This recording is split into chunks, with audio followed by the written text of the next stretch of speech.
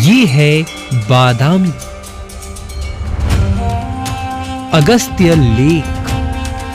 6ठी शताब्दी के आसपास की कन्नड़ शिलालेख।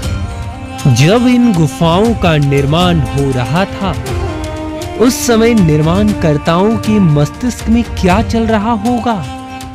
इस निर्माण को देखिए।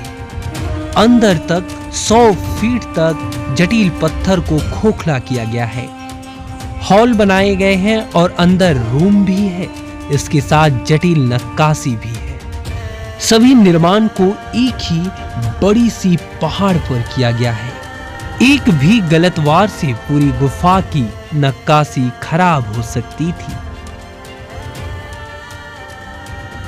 इन गुफाओं का निर्माण एक खड़ी चट्टान पर बनाई गई है, जिसके ऊपर किले का भी निर्माण किया गया है, जिसे आप अभी देख रहे हैं। मैं भगवती केसरी आपका फिर से स्वागत करता हूं बादामी गुफा में। आज हम गुफा संख्या 2 को जानेंगे।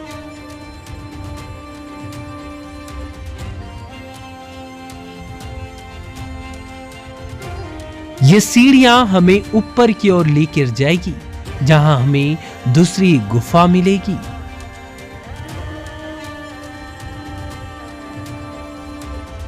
इस गुफा को 6ठी शताब्दी के अंत में या 7वीं शताब्दी की शुरुआत में बनाई गई होगी। कुछ हद तक गुफा संख्या 2 गुफा संख्या 1 की योजना की तरह लगती है।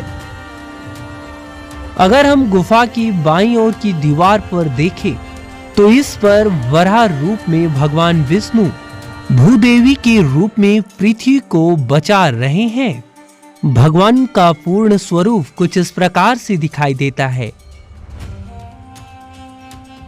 गुफा की दाईं ओर की दीवार पर सबसे बड़ी त्रिविक्रम रूप को दर्शाती है, जो 3 चरणों में से एक लगते हैं। उभरी हुई चरण के नीचे भगवान विष्णु के वामन यानी बौने अवतार की कथा को दर्शाती है, और नीचे उकेरे गए प्राचीन काल के संगीत वाद्य यंत्र के साथ कुछ नृत्यांगना।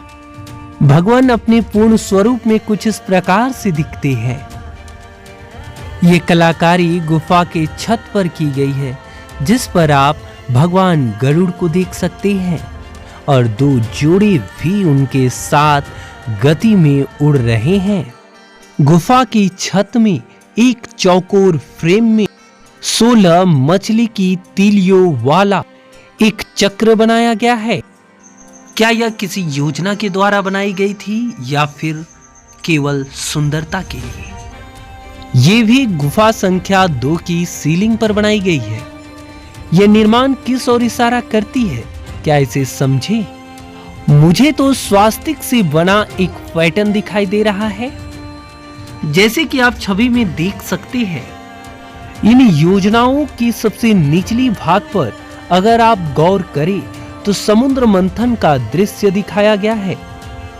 एक तरफ राक्षस और दूसरी तरफ देवदूत समुद्र मंथन की प्रक्रिया को अंजाम दे रहे हैं। इन मूर्तियों को देखिए। देखने में ऐसा लगता है मानो बाहर से लाकर इसे स्थापित किया गया हो, पर इसे वही पत्थर से बनाया गया है जिसे गुफा का निर्माण हुआ है। वह भी केवल एक ही पत्थर की है। गुफा और मूर्ति सभी एक ही पत्थर से निर्मित है।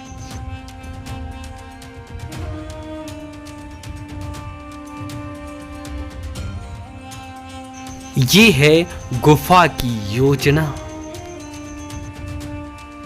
मैं भगवती केसरी आपसे विदा लेता हूं। मिलते हैं फिर से अगली एक और नए वीडियो में।